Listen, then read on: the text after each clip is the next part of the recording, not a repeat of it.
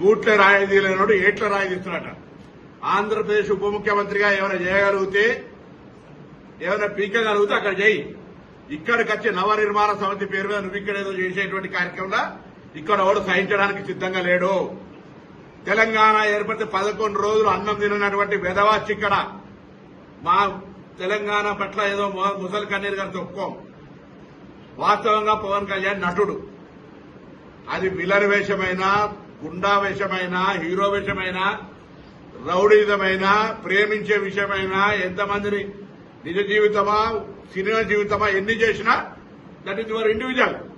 ఈ రోజు కూడా తెలంగాణలో రెచ్చగొట్టేటువంటి విద్వేషపూరితమైన వ్యాఖ్యలు మాట్లాడడం ద్వారా తెలంగాణ వాతావరణాన్ని కలుషితం చేయాలి అనేటువంటి రేటు ఫిక్స్ చేసుకుని భారతీయ జనతా పార్టీ తోటి తెలంగాణలో ఈ నటన స్టార్ట్ చేసిండు.